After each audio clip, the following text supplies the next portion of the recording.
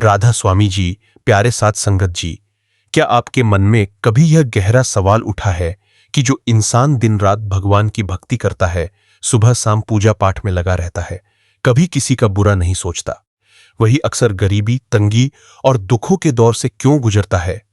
और दूसरी तरफ जो इंसान धर्म कर्म को नहीं मानता, बेईमानी या गलत रास्ते पर चलता है, उसके पास गाड़ियों, मकानों और पैसों का अंबार लगा रहता है। यह एक ऐसा कड़वा और उलझा हुआ सवाल है जो दुनिया में हर दूसरे इंसान के दिल को झकझोरता है। कई बार भक्ति करने वाले इंसान का विश्वास डगमगाने लगता है। उसके मन में यह टीस उठती है कि हे मालिक, जब मैं तेरी इतनी बंदगी कर रहा हूं तो मेरे ही घर में यह तंगी क्यों है? अगर आज आप भी इस सवाल का सच्चा, आध्यात्मिक और गहरा जवाब पाना चाहते हैं तो इस सत्संग के एक एक विचार को अपने दिल की गहराइयों में उतरने दीजिएगा, क्योंकि आज का यह विचार आपके जीने का नजरिया और भक्ति को देखने की दृष्टि हमेशा के लिए बदल देगा। साध संगत जी, सबसे पहली बात जो हमें समझनी होगी वह है भक्ति का असली मकसद।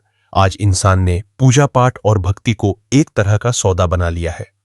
इंसान मंदिर या गुरुद्वारे जाता है, 2 दिए जलाता है, 4 मंत्र पढ़ता है और बदले में मालिक से सुख समृद्धि, बंगला, गाड़ी और धन दौलत मांगने लगता है।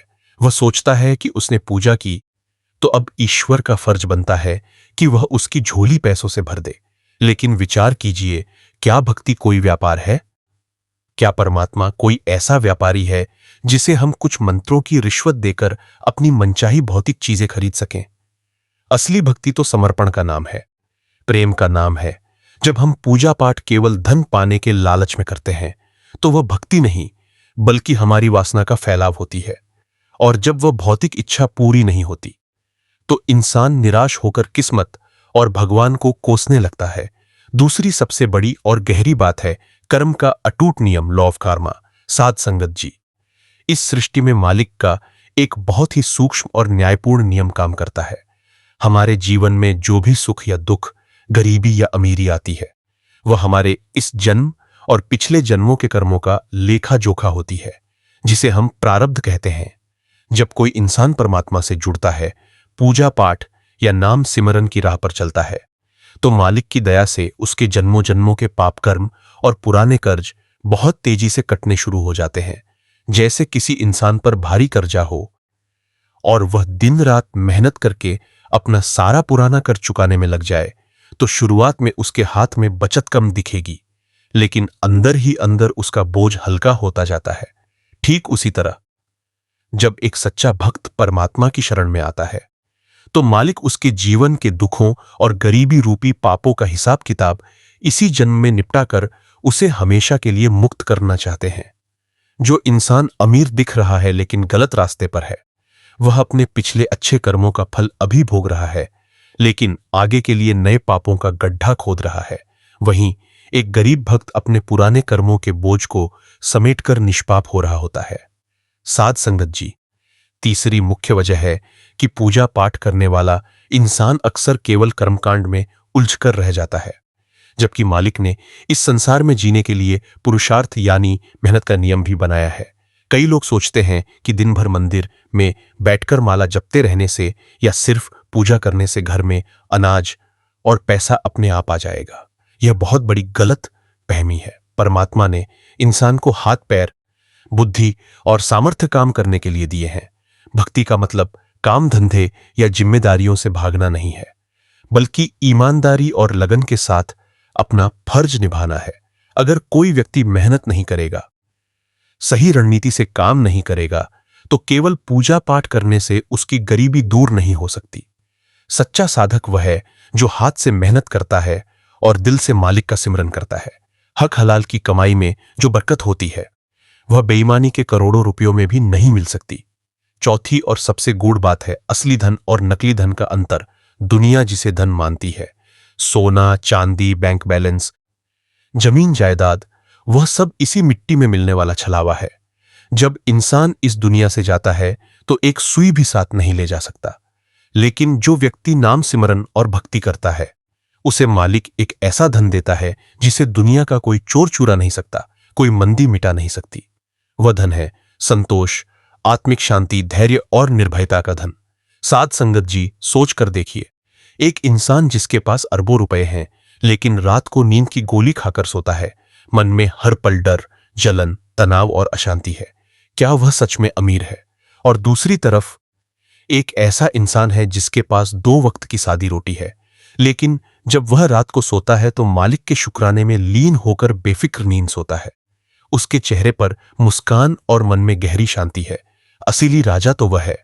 मालिक अपने प्यारे भक्तों को अक्सर बहुत ज्यादा सांसारिक धन दौलत नहीं देता, क्योंकि वह जानता है कि अत्यधिक धन इंसान के मन में अहंकार, वासना और अज्ञानता का जहर घोल देता है।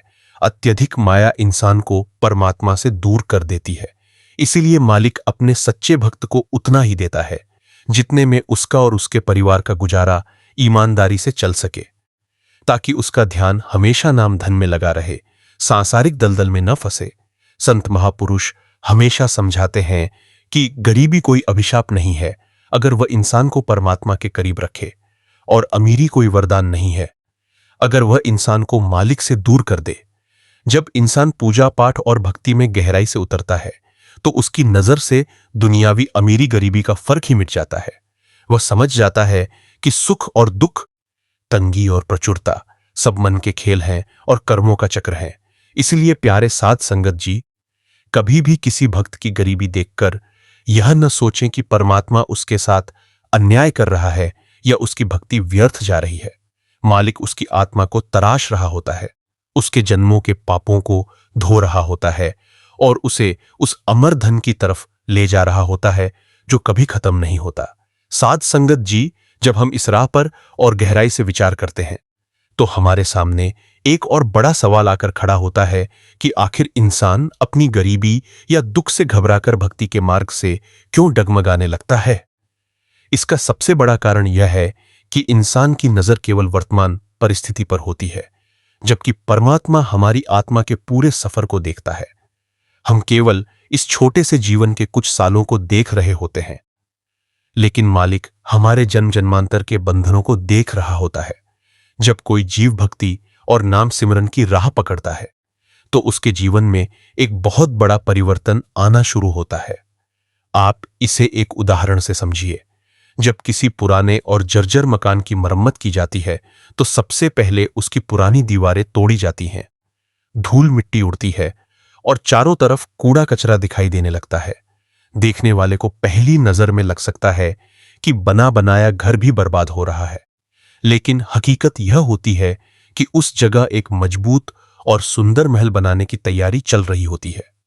ठीक उसी प्रकार जब एक जीव सद्गुरु या मालिक की शरण में आता है तो उसके पुराने पाप कर्मों का हिसाब किताब तेजी से कटने लगता है। उसके जीवन में जो गरीबी, तंगी या शारीरिक कष्ट आते हैं वे असल में उसके पिछले जन्मों के वो भारी कर्जे होते हैं जिन्हें मालिक अपनी दया से छोटे छोटे दुखों में बदलकर खत्म कर रहा होता है। अगर भक्ति न होती तो शायद वही कर्म किसी बहुत बड़े हादसे, भयंकर बीमारी या नरक की यातना के रूप में सामने आते, लेकिन मालिक अपने प्यारे बच्चे के उस बड़े पहाड़ जैसे दुख को एक छोटी सी कांटे की चुभन में बदलकर मिटा देता है। साध संगत जी, दुनियावी अमीरी और गरीबी को मापने का हमारा तराजू बहुत गलत है। हम उस इंसान को अमीर मान लेते हैं जिसके पास बड़ी गाड़ियां, शानदार बंगले और बैंक में करोड़ों रुपए होते हैं, चाहे वह इंसान अंदर से कितना भी खोखला, चिंतित और अशांत क्यों न हो। लेकिन क्या कभी हमने गौर किया है कि इस सांसारिक धन की हकीकत क्या है? यह धन केवल जीवन भर की एक अस्थायी व्यवस्था है। मौत का एक झटका आते ही इंसान का सारा घमंड, सारा धन और सारी जायदाद यहीं धरी की धरी रह जाती है। कोई भी अमीर से अमीर व्यक्ति अपनी धन दौलत का एक सिक्का भी अपने साथ आगे नहीं ले जा सकता। दूसरी तरफ जो व्यक्ति पूजा पाठ और नाम सिमरन से जुड़ा होता है वह हर दिन उस सच्चे धन को इकट्ठा कर रहा होता है जो मौत के बाद भी उसके साथ जाता है। संत महापुरुष फरमाते हैं कि नाम का धन ही सच्चा धन है, जो कभी खत्म नहीं होता, जिसे कोई चोर चुरा नहीं सकता और जो इंसान की आत्मा को अमर बना देता है। इसीलिए जो इंसान बाहर से गरीब दिखता है, अगर उसके दिल में मालिक का नाम बसा है तो वह वास्तव में त्रिलोकी का राजा है। जबकि बाहर का अमीर व्यक्ति अगर मालिक के नाम से खाली है तो वह आत्मा के स्तर पर सबसे बड़ा कंगाल है। हमें यह भी गहराई से समझना होगा कि परमात्मा अपने सच्चे भक्तों को अक्सर सांसारिक धन दौलत के बहुत बड़े अंबार से दूर क्यों रखता है। माया या धन दौलत एक ऐसा नशा है जो इंसान के दिमाग पर चढ़ते ही उसे अंधा बना देता है। जब इंसान के पास बहुत ज्यादा पैसा आ जाता है तो उसमें अहंकार, काम, क्रोध, लोभ और मोह जैसी बुराइयां बहुत तेजी से पनपने लगती हैं। वह इंसान फिर भगवान को भूलकर सांसारिक भोग विलास और गलत कामों में डूब जाता है। मालिक जानता है कि अगर उसके भोले भाले भक्त को बहुत ज्यादा धन दे दिया गया तो यह माया उसे अपनी लपेट में ले लेगी और उसका ध्यान भक्ति से हटकर दुनिया के दलदल में फंस जाएगा। इसीलिए मालिक अपने भक्त को केवल उतना ही देता है जितने में उसकी बुनियादी जरूरतें पूरी हो सकें और वह ईमानदारी से अपना जीवन बिता सके, ताकि उसका मन हमेशा मालिक के चरणों में लगा रहे। यह गरीबी कोई सजा नहीं, बल्कि मालिक की एक बहुत बड़ी सुरक्षा है जो अपने भक्त को माया के जहरीले प्रभाव से बचाकर रखती है। इसके साथ ही हमें अपने दैनिक जीवन में सही पुरुषार्थ और भक्ति के संतुलन को भी समझना होगा। कई बार लोग भक्ति का गलत मतलब निकाल लेते हैं और ये सोचने लगते हैं कि केवल पूजा पाठ करने से ही उनके सारे काम बन जाएंगे और उन्हें मेहनत करने की जरूरत नहीं है। यह सोच बिल्कुल गलत है। मालिक ने इंसान को शरीर और बुद्धि इसलिए दी है ताकि वह ईमानदारी, लगन और मेहनत के साथ अपना काम धंधा करे। संत महापुरुष हमेशा हक हलाल की कमाई पर जोर देते हैं। हक हलाल की कमाई का मतलब है कि अपने पसीने की कमाई से रोटी खाना, किसी का हक न मारना और बेईमानी से दूर रहना। भले ही हक हलाल की कमाई में इंसान बहुत बड़ा करोड़पति न बन पाए, लेकिन उस कमाई से जो रोटी आती है उसमें मालिक की असीम बरकत होती है। उस सादे भोजन को खाकर मन में शांति और भक्ति का भाव जगता है। इसके विपरीत बेईमानी और छल कपट से कमाए गए करोड़ों रुपए घर में बीमारियां, कलेश और मन की अशांति लेकर आते हैं। साध संगत जी, जब इंसान निष्काम होकर भक्ति करने लगता है, यानी जब वह भगवान से किसी फल की, किसी धन की या किसी सांसारिक सुख की चाहत छोड़ देता है, तब उसके अंदर संतोष नाम का महाधन पैदा होता है। जिसके पास संतोष आ गया उसे फिर दुनिया की किसी चीज की कमी महसूस नहीं होती। वह हर हाल में, चाहे गरीबी हो या अमीरी, सुख हो या दुख, मालिक के शुक्राने में ही लीन रहता है। वह समझ जाता है कि यह दुनिया एक रैनब सेरा है, एक नाटक का मंच है जहां हर किसी को अपना अपना पाठ निभाना है। गरीब का रोल निभाने वाला इंसान भी अगर अपना रोल सही से निभाए तो वह मालिक की नजर में उतना ही प्यारा है जितना कि कोई राजा। इसीलिए कभी भी अपने मन में यह निराशा न आने दें कि पूजा पाठ करने के बावजूद आपके पास सांसारिक धन की कमी क्यों है। अपनी भक्ति को सांसारिक चीजों से मत तोलिए। अपनी मेहनत पूरी ईमानदारी से कीजिए। अपने परिवार की जिम्मेदारियों को निभाइए और बाकी सब कुछ मालिक की रजा पर छोड़ दीजिए। जब आप मालिक के भाणे में रजा में खुश रहना सीख जाएंगे तो आपको महसूस होगा कि आप दुनिया के सबसे सुखी और अमीर इंसान हैं, क्योंकि जिसके सिर पर मालिक का हाथ है और दिल में नाम का सिमरन है, उसे इस दुनिया में किसी चीज की कमी हो ही नहीं सकती। साध संगत जी, जब इंसान इस विचार प्रवाह में और गहराई से उतरता है तो उसके सामने यह सवाल उठता है कि आखिर भक्ति मार्ग में आने वाले इन दुखों, कष्टों और गरीबी के दौर में मन को डगमगाने से कैसे बचाया जाए। इंसान का स्वभाव है कि जब परिस्थितियां उसके अनुकूल होती हैं, जब घर में पैसा आ रहा होता है, शरीर स्वस्थ होता है और सब कुछ बढ़िया चल रहा होता है, तो वह बहुत आसानी से कहता है कि मालिक तेरी बड़ी दया है। लेकिन जैसे ही जीवन में गरीबी की मार पड़ती है, व्यापार में घाटा होता है या कोई संकट आता है, तो वही इंसान तुरंत शिकायत करने लगता है कि हे भगवान, मैंने तेरा क्या बिगाड़ा था जो मुझे यह दिन देखने पड़ रहे हैं। साध संगत जी, संत महापुरुष हमें समझाते हैं कि असली परीक्षा ही दुख और गरीबी के समय होती है। सुख में तो हर कोई मालिक को याद कर लेता है, लेकिन जो इंसान दुख, तंगी और गरीबी के कठिन दौर में भी मालिक का शुक्राना अदा करता है, वही सच्चा भक्त कहलाता है। आप एक सुनार का उदाहरण देखिए। जब सुनार सोने को आग में तपाता है तो वह सोने को नष्ट करने के लिए ऐसा नहीं करता, बल्कि उसकी मिलावट और गंदगी को जलाकर उसे कुंदन यानी शुद्ध बनाने के लिए करता है। ठीक उसी तरह जब मालिक अपने किसी प्यारे भक्त के जीवन में गरीबी या कष्ट की आग भेजता है तो वह उसे तबाह करने के लिए नहीं, बल्कि उसके मन के अंदर छिपे अहंकार, वासना, आस, आलस्य और सांसारिक मोह ममता को जलाकर राख करने के लिए करता है। जो इंसान उस तपन को धीरज और सिमरन के साथ सहन कर लेता है, उसकी आत्मा शुद्ध होकर परमात्मा के मिलने के काबिल बन जाती है। साथ संगत जी, इस रहस्य को भी बहुत गहराई से समझना होगा कि इस दुनिया में दिखाई देने वाली गरीबी और अमीरी सब मन का भ्रम और कर्मों का खेल है। एक इंसान महल में रहकर भी हर पल तड़प रहा है, उसे रात भर नींद नहीं आती। हर वक्त यही डर सताता है कि कहीं उसका पैसा न डूब जाए, कहीं कोई चोरी न हो जाए, या कहीं उसकी साख न गिर जाए। उसका मन तृष्णा की आग में दिन रात जल रहा है। दूसरी तरफ एक ऐसा भक्त है जिसके पास रहने के लिए एक छोटी सी कच्ची झोपड़ी है, 2 वक्त की रूखी सूखी रोटी है। लेकिन जब वह शाम को अपने मालिक के नाम का सिमरन करता है तो उसके दिल में एक ऐसा आनंद और सुकून भर जाता है जिसकी तुलना दुनिया की किसी दौलत से नहीं की जा सकती। अब आप खुद ठंडे दिमाग से सोचकर देखिए कि वास्तव में सुखी और अमीर कौन है, वह महल वाला बेचैन इंसान या वह झोपड़ी वाला बेफिक्र भक्त। इसीलिए कहा गया है कि धन दौलत से केवल शरीर की सुविधा खरीदी जा सकती है, मन की शांति और आत्मा का सुख केवल और केवल मालिक के नाम से ही मिलता है। हमें यह भी समझना होगा कि कई बार इंसान भक्ति तो करता है, लेकिन उसके अंदर सही समझ या विवेक नहीं होता।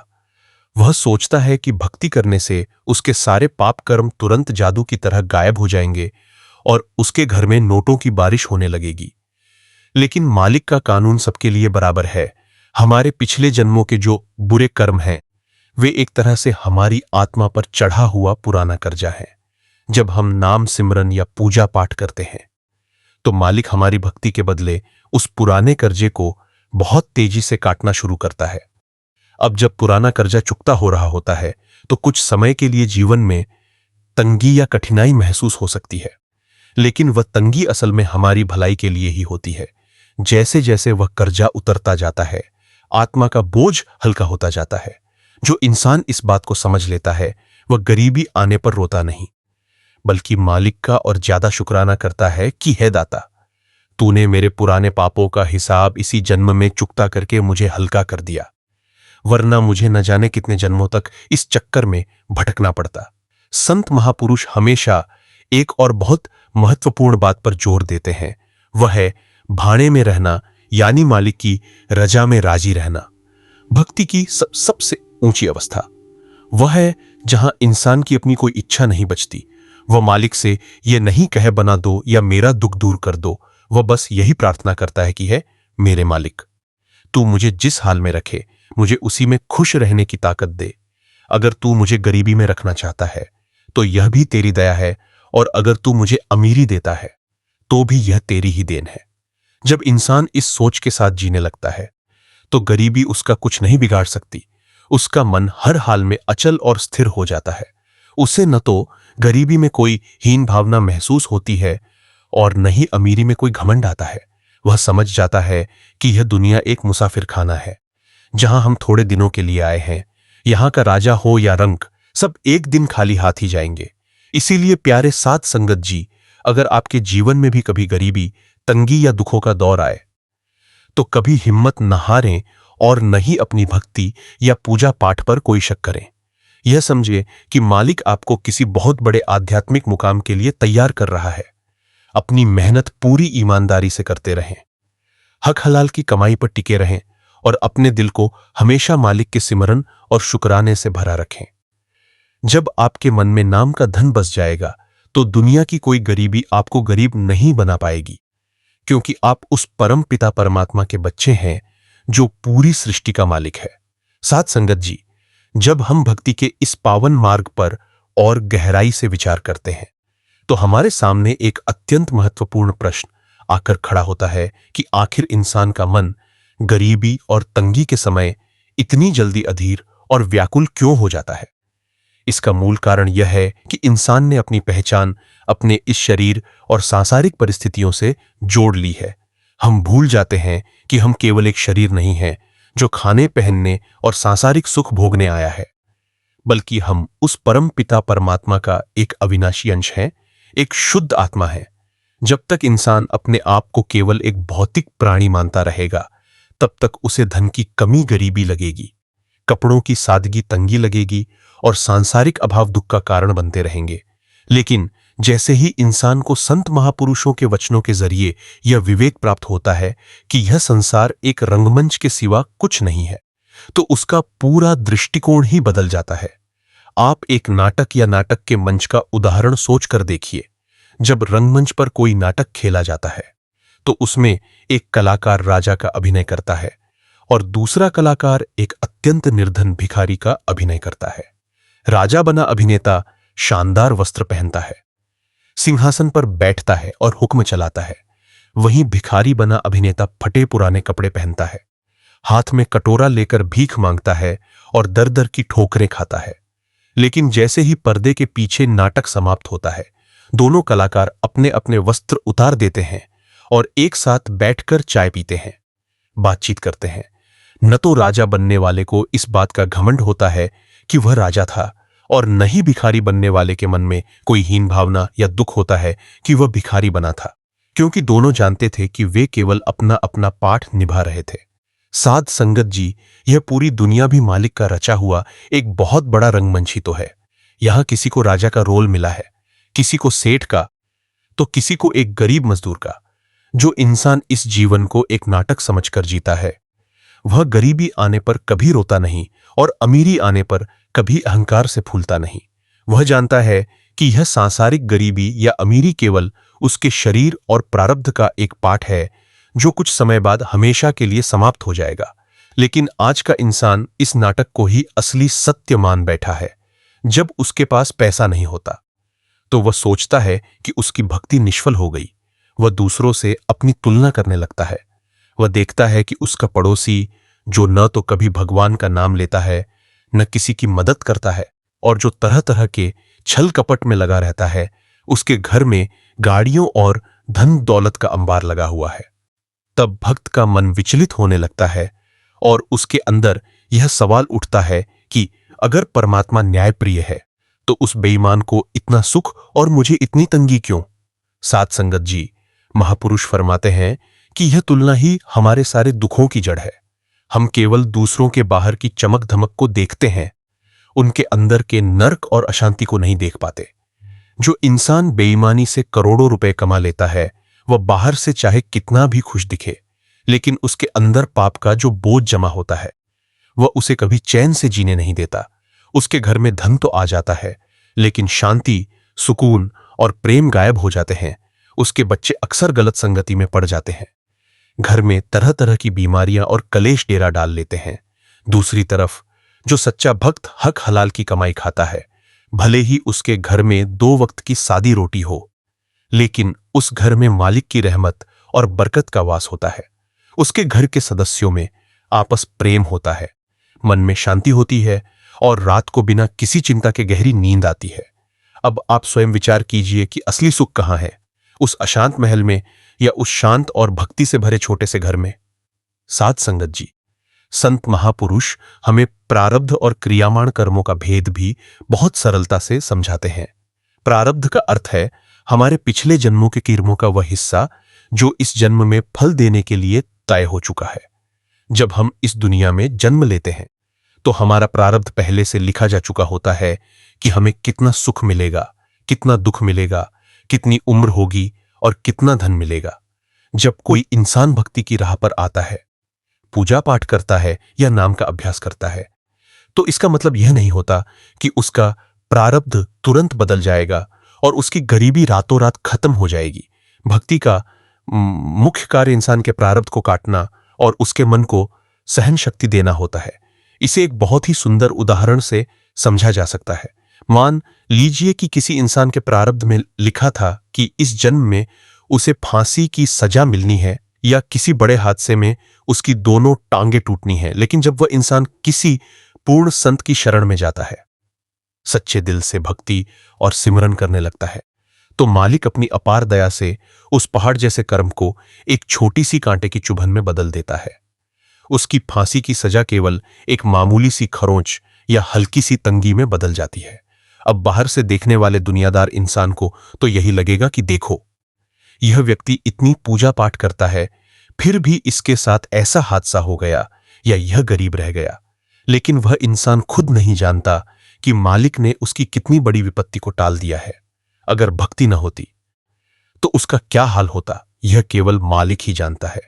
इसीलिए जब भी जीवन में कोई तंगी या कष्ट आए तो यह सोचकर मालिक का शुक्राना करना चाहिए कि न जाने कितना बड़ा तूफान आने वाला था, जिसे मालिक ने अपनी दया से एक छोटे से झोंके में बदलकर पार निकाल दिया।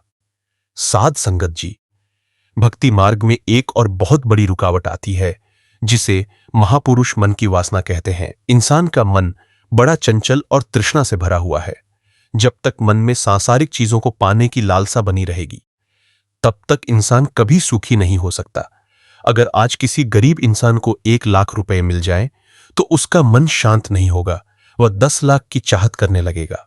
जब 10 लाख मिल जाएंगे तो वह करोड़ की मांग करेगा, और जब करोड़ों आ जाएंगे तो वह पूरी दुनिया की दौलत हड़पने की सोचने लगेगा। इस तृष्णा की आग को सांसारिक धन कभी बुझा नहीं सकता, बल्कि धन तो इस आग में घी का काम करता है। जितना धन आता जाता है, तृष्णा की आग उतनी ही भड़कती जाती है। यही कारण है कि मालिक अपने प्यारे भक्तों को इस तृष्णा की आग से बचाकर रखता है। वह जानता है कि सांसारिक धन इंसान के मन में विकार पैदा करता है। अत्यधिक धन आने पर इंसान में मैं यानी अहंकार आ जाता है। वह दूसरों को नीचा समझने लगता है। उसमें नम्रता और दया समाप्त हो जाती है, और जहां अहंकार आ गया वहां से परमात्मा बहुत दूर चला जाता है, क्योंकि परमात्मा केवल नम्र और निष्काम दिल में ही निवास करता है। संत कबीर जी ने बहुत ही सुंदर ढंग से फरमाया है, साईं इतना दीजिए जामे कुटुंब समाए, मैं भी भूखा ना रहूं, साधु ना भूखा जाए। एक सच्चे भक्त की यही सोच होनी चाहिए। वह मालिक से केवल उतना ही मांगता है जितने में उसके परिवार का ईमानदारी से पोषण हो सके और उसके द्वार पर आए किसी भूखे को 2 निवाले मिल सके। उसे बहुत बड़े बंगलों, गाड़ियों या तिजोरियों की चाहत नहीं होती, क्योंकि वह जानता है कि यह सब यहीं रह जाना है। साध संगत जी, हमें इस बात पर भी ध्यान देना होगा कि केवल पूजा पाठ का ढोंग करने से या केवल बाहरी कर्मकांड करने से जीवन में कोई वास्तविक परिवर्तन नहीं आता। कई लोग दिन में 2 घंटे मंदिर में बैठते हैं, माला फेरते हैं, लेकिन जैसे ही मंदिर से बाहर निकलते हैं दूसरों की निंदा करने लगते हैं, व्यापार में मिलावट और बेईमानी करते हैं, और अपने छोटे से स्वार्थ के लिए दूसरों का दिल दुखाते हैं। फिर ऐसे लोग शिकायत करते हैं कि हम तो इतनी पूजा करते हैं, फिर भी हमारे घर में गरीबी और कलेश क्यों है। विचार कीजिए, क्या ऐसी दिखावटी पूजा का कोई लाभ हो सकता है? परमात्मा हमारे बाहरी दिखावे, लंबे चौड़े भाषणों या कर्मकांडों से खुश नहीं होता।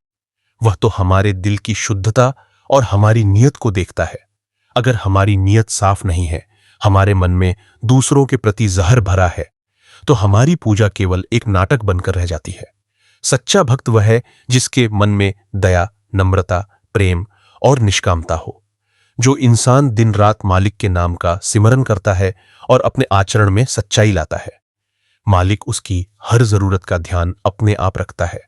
महापुरुष फरमाते हैं कि जो पंछी सुबह उठते हैं उनके पास न तो कोई बैंक अकाउंट होता है, न ही वे अगले दिन के लिए अनाज जमा करके रखते हैं, फिर भी मालिक हर दिन उनका पेट भरता है। जब वह परमात्मा आसमान में उड़ने वाले छोटे से परिंदे को भूखा नहीं सोने देता, तो क्या वह अपने उस बच्चे को भूल जाएगा जो दिन रात उसकी बंदगी में लगा है? फर्क सिर्फ इतना है कि मालिक हमारी जरूरतों को पूरा करता है, हमारी इच्छाओं या लालचों को नहीं। हमारी जरूरतें बहुत छोटी हैं, 2 वक्त का खाना, तन ढकने के लिए कपड़ा और सिर छुपाने के लिए एक छत। ये चीजें मालिक हर सच्चे भक्त को आसानी से मुहैया करा देता है। लेकिन जब इंसान अपनी इच्छाओं और दिखावे के चक्कर में पड़ जाता है तो वह कर्ज के तले दब जाता है और फिर गरीबी का रोना रोता है। इसीलिए प्यारे साध संगत जी, अगर आप सच में भक्ति के मार्ग पर चलना चाहते हैं और जीवन के तमाम दुखों व तंगी से पार पाना चाहते हैं, तो सबसे पहले अपने भक्ति के दृष्टिकोण को बदलिए। भक्ति को किसी सांसारिक चीज को पाने का साधन मत बनाइए। मालिक से केवल मालिक को ही मांगिए। जब आप मालिक को मांग लेंगे तो पूरी सृष्टि की दौलत अपने आप आपके कदमों में आ जाएगी। अपने दैनिक जीवन में ईमानदारी से मेहनत कीजिए, किसी का हक मत मारिए। जो कुछ भी मालिक दे उसमें संतोष रखिए और हर हाल में उस दाता का शुक्राना कीजिए। जब आप सुख और दुख, गरीबी और अमीरी को एक समान मानकर मालिक की रजा में रहना सीख जाएंगे, तो आपके मन में एक ऐसा अलौकिक प्रकाश और शांति भरेगी जिसके सामने दुनिया की बड़े से बड़े राजा की दौलत भी फीकी पड़ जाएगी। आप स्वयं को उस मालिक के चरणों में समर्पित कर दीजिए। फिर देखिए कि वह आपके जीवन की हर डोर को कितने सुंदर ढंग से संभालता है। साध संगत जी, यहीं पर एक साधारण इंसान और एक सच्चे प्रेमी भक्त के बीच का अंतर स्पष्ट होता है। साधारण इंसान हर परिस्थिति का जिम्मेदार बाहर की दुनिया को मानता है, जबकि सच्चा भक्त जानता है कि बाहर की परिस्थितियां केवल उसके अपने कर्मों की छाया हैं। इसे समझने के लिए हमें मन की बनावट और उसकी चालों को समझना होगा। यह मन बड़ा ही चालाक और चंचल है।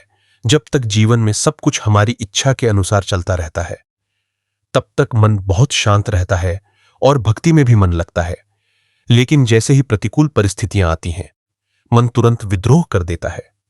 वह तरह तरह के कुतर्क गढ़ने लगता है और कहता है कि इतनी पूजा पाठ का क्या फायदा हुआ, जब मुसीबत के समय भगवान ने हमारी मदद ही नहीं की। लेकिन संतों महापुरुषों की वाणी हमें आगाह करती है कि यह मन का सबसे बड़ा जाल है। मन हमेशा हमें बाहर की चीजों में उलझा कर रखना चाहता है, ताकि हम कभी अपने अंदर झांक कर उस मालिक के दर्शन न कर सकें। गरीबी और तंगी असल में मन को मोड़ने का एक बहुत बड़ा साधन बन सकती है। अगर इंसान का दृष्टिकोण सही हो, जब इंसान के पास अत्यधिक सांसारिक सुख और धन होता है, तो उसका मन दुनिया के रंगों में इतना चूर हो जाता है कि उसे परमात्मा की याद ही नहीं आती। वह अपने दोस्तों, पार्टियों, कारोबार और ऐशो आराम में इतना व्यस्त रहता है कि उसे अपने अंदर बैठने और दो पल मालिक को याद करने की फुर्सत ही नहीं मिलती। लेकिन जब वही इंसान गरीबी या कष्ट के दौर से गुजरता है, जब दुनिया के सारे झूठे रिश्तेदार और दोस्त साथ छोड़ देते हैं, तब उसे यह एहसास होता है कि इस मतलबी दुनिया में कोई किसी का नहीं है। जब चारों तरफ से आसरे टूटते हैं, तब इंसान का ध्यान उस सच्चे आसरे यानी परमात्मा की तरफ मुड़ता है। इसीलिए संतों ने फरमाया है कि वह दुख वास्तव में सुख रूप बन जाता है, जो इंसान को मालिक के चरणों से जोड़ दे, और वह सुख वास्तव में दुख बन जाता है, जो इंसान को परमात्मा से दूर कर दे। साध संगत जी, इतिहास गवाह है कि जितने भी महान संत, भक्त और रूहानी रूहें इस धरती पर आई हैं, उन सभी के जीवन को अगर हम देखें, तो वे सांसारिक दृष्टि से अक्सर अत्यंत साधारण या गरीब परिस्थितियों से गुजरे। भक्त कबीर जी कपड़े बुनने का काम करते थे और जो रूखा सूखा मिलता था उसी में गुजर बसर करते थे। संत रविदास जी जूते बनाने का काम करते थे और अपनी हक हलाल की कमाई से जीवन व्यतीत करते थे। भक्त नामदेव जी, संत पलटू साहब या दुनिया के अन्य प्रेमी, किसी ने भी अपने लिए सोने चांदी के महल नहीं बनाए। क्या उनके पास मालिक की दया नहीं थी? क्या परमात्मा अपने उन प्यारे बच्चों को दुनिया का सबसे अमीर इंसान नहीं बना सकता था? वह बिल्कुल बना सकता था। लेकिन उन महापुरुषों ने स्वयं अपने जीवन से हमें यह सबक दिया कि असली धन दुनिया का सोना चांदी नहीं, बल्कि नाम का धन है।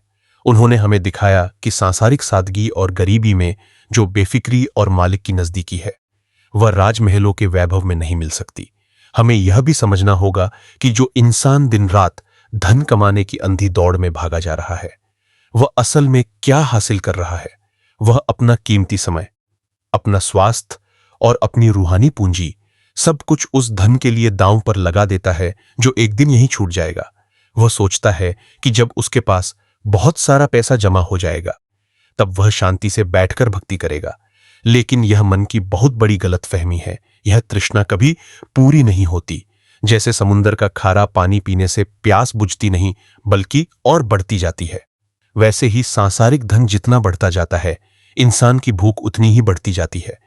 इंसान धन इकट्ठा करते करते बूढ़ा हो जाता है, उसकी काया ढल जाती है, लेकिन मन की वासना कभी बूढ़ी नहीं होती और अंत में जब मौत का बुलावा आता है, तो वह खाली हाथ रोता हुआ इस दुनिया से विदा हो जाता है।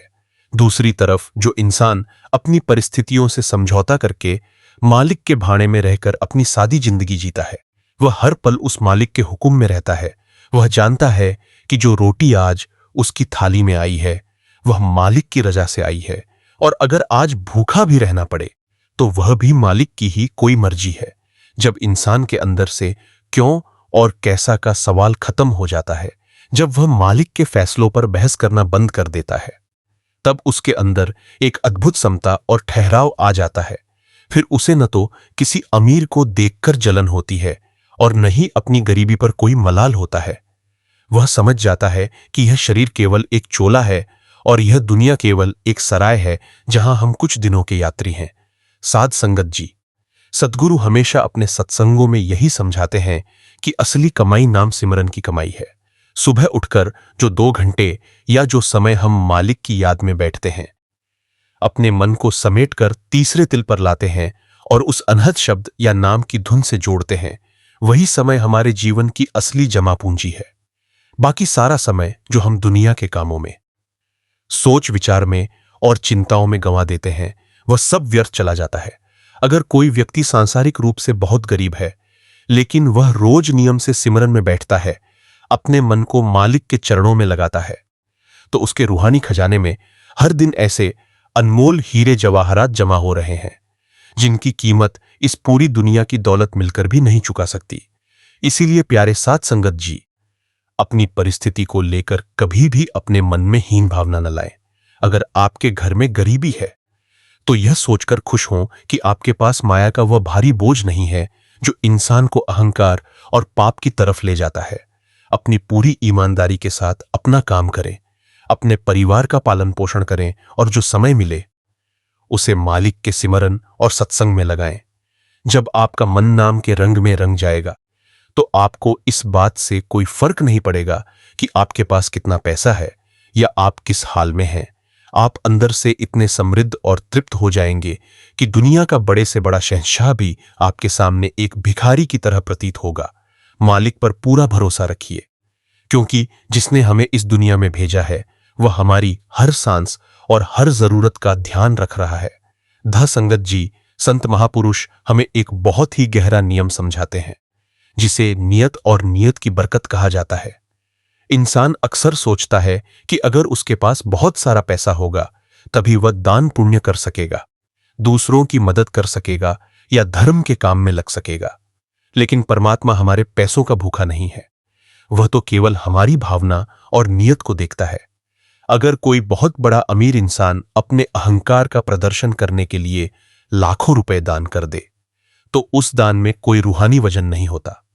लेकिन इसके विपरीत अगर एक गरीब इंसान अपने हक हलाल की कमाई में से अपनी रूखी सूखी रोटी में से भी आधा हिस्सा किसी भूखे को प्रेम और नम्रता से दे देता है तो उसकी उस छोटी सी सेवा का मूल्य मालिक के दरबार में करोड़ों रुपयों से भी भारी होता है। इतिहास में ऐसी अनगिनत कथाएं हैं जहां संतों ने हमें सिखाया कि भक्ति का संबंध आपकी जेब की गहराई से नहीं बल्कि आपके दिल की विशालता से है।